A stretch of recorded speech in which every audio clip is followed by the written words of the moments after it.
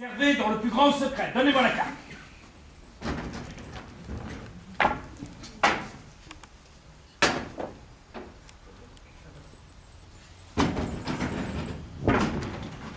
Sachez que nous avons divisé notre royaume en trois. Notre fils de Cornouailles, et vous, notre fils d'Albanie, qui ne nous aime pas moins. Nous avons à ce jour l'inflexible volonté de déclarer publiquement les dots de nos filles. Je vous aime plus que les mots ne peuvent l'exprimer. Autant qu'un enfant a jamais aimé, qu'un père le fut jamais. Mais ce qu'elle en a dit est trop court. Car je suis sûre que mon amour est plus riche que mes mots. Je ne peux hisser mon cœur jusqu'à ma bouche.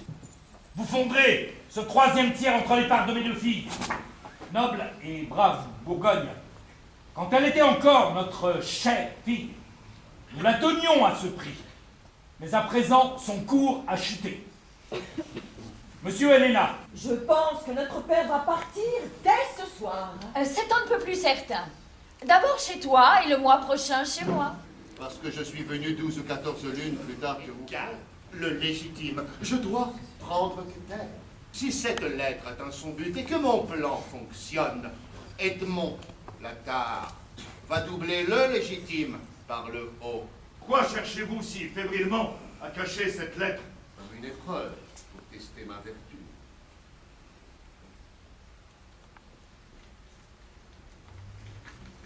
Que le père soit mis sous la tutelle du fils et que le fils gère ses revenus. Oh, la crapule. Exactement ce qu'il dit dans sa lettre. Évite sa présence un petit moment jusqu'à ce que le temps ait attiédi la chaleur de son mécontentement en cet instant. Je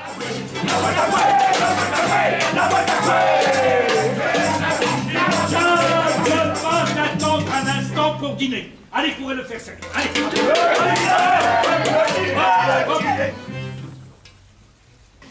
Et tu oses soutenir mon regard, espèce de racaille. Je ne me laisserai pas frapper, monseigneur. Ah!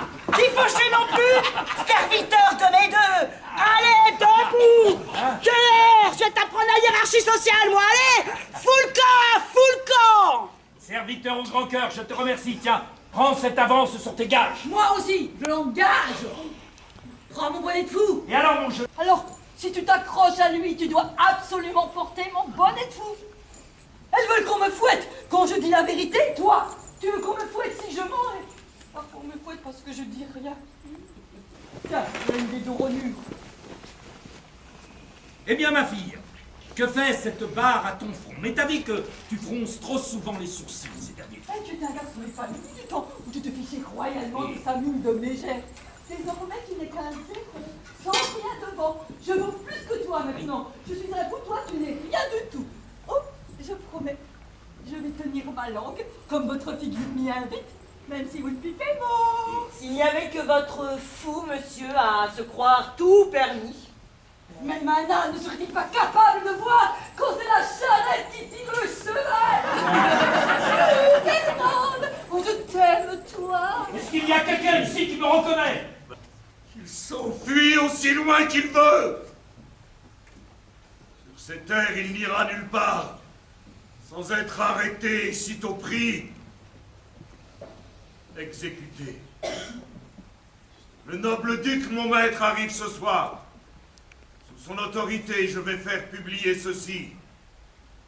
Pour celui qui le trouve, toute la gratitude que vaut le mérite d'avoir livré ce lâche meurtrier à l'échafaud. Pour celui qui le cache, la mort. Vous ne savez pas pourquoi nous vous rendons visite. Cher Gloucester, nous avons besoin de votre jugement, Alice. Je te connais. Tu me connais pourquoi? Pour une merde, une racaille, un bouffeur à tous les râteliers, un larbin, un faillot, une enflure, une carpette qui dit merci, une saloperie qui se la pète, un déchet d'égout. Quel est le problème? Monseigneur, si vous m'y autorisez, je vais piler les chairs poutées de cet enfoiré dans un mortier et en badigeonner le mur des... Ça suffit! Laquais! Espèce de bête! Qu'on emporte les fers! Vieille fripouille butée, vénérable ganache. On va t'apprendre. Monsieur, je suis trop vieux pour apprendre. Non, je suis pauvre Tom. Refusez de me parler. Ils sont malades. Ils sont fatigués. Ils ont voyagé toute la nuit. Oh! Salut à votre grâce. Je suis heureuse de revoir votre Altesse. Regan, je pense vraiment que tu l'es, j'ai de bonnes raisons de le penser. Tu es libre, on verra ça. Ma bien-aimée Regan, ta sœur est mauvaise. Elle a greffé la méchanceté au bec acéré comme un bouton ici. Je peux à peine t'en parler. Enfin, Qu'est-ce que c'est que cette trompette? crache le feu, déverse un déluge. Ni la pluie, ni le vent, ni le tonnerre, ni le feu ne sont mes filles. De toute ma vie, je ne me souviens pas avoir jamais vu de telles nappes de feu, ni entendu d'aussi effroyable fracas de tonnerre, de tels gémissements du vent hurlant dans l'orage. La nature humaine ne peut supporter. J'ai imploré la grâce de ces redoutables inquisiteurs. Je suis un homme contre qui on a plus péché qu'il n'a péché lui-même. Il y a pire encore. J'ai reçu une lettre cette nuit. Il est dangereux d'en... La jeunesse s'élève quand les vieux tombent. Brisez le cœur. Brisez le mien, mais mon cher Seigneur, entrez. Tu trouves que c'est le pire, cet orage d'apocalypse qui nous perce jusqu'aux os? Bon, glacial souffle à travers l'aubépine pleine de piquants. Va te réchauffer dans ton lit. Béni sois-tu 500. What didou didou didou di. What didou didou didou di. What didou. Oh, le ciel te protège contre des grandes femmes dans son chapeau qui servait les désirs luxurieux de sa patronne. Oh. Alors n'allez pas plus loin. C'est la terreur de son esprit de couard qui n'ose pas agir. Il se refuse à ressentir les injures qui l'obligeraient à une réponse. Les vœux que nous avons formés sur le chemin pourraient pleinement s'accomplir. Gloucester, Gloucester de mon cœur! Oh, quelle différence entre un âme et un homme! C'est à toi que sont dues les faveurs d'une femme. Démon! Si ma dignité pouvait laisser ses mains obéir à mon sang, elle serait capable de te disloquer, d'arracher ta chair de tes os. Car même si tu es un démon, ton apparence de femme te protège. Il est certainement arrivé un malheur au messager de notre sœur. C'est à craindre, madame. Et maintenant, doux Seigneur, vous savez les bontés qui m'animent à votre égard. Parlez franchement. Mais alors dites-moi toute la vérité. Vu d'un autre œil, la nouvelle n'est pas si amère.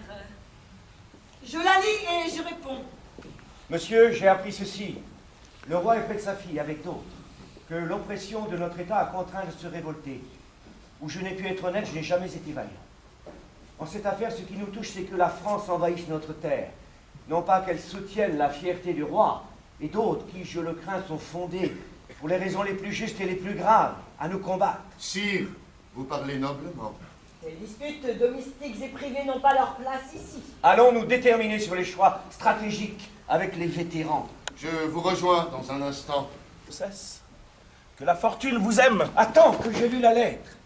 Je n'en ai pas le droit. Quand ce sera le moment, en fait, crier le héros, j'apparaîtrai à nouveau. Monsieur, l'ennemi est en vue. Mettez vos troupes en ordre de bataille. Voici l'estimation réelle de leurs forces fondée sur les rapports diligents de nos éclaireurs.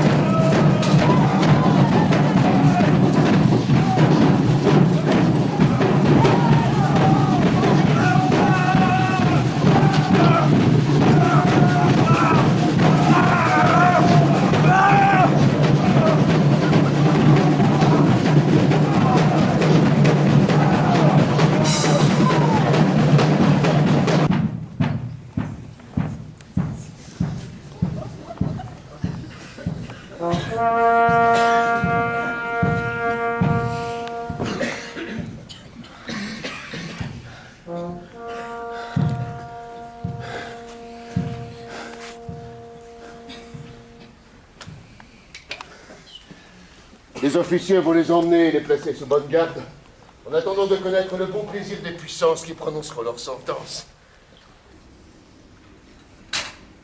Je te fais ici même, mon Seigneur et mon maître. Tu prétends jouir de lui. Cela ne dépend pas de votre bon plaisir. Ni du tien!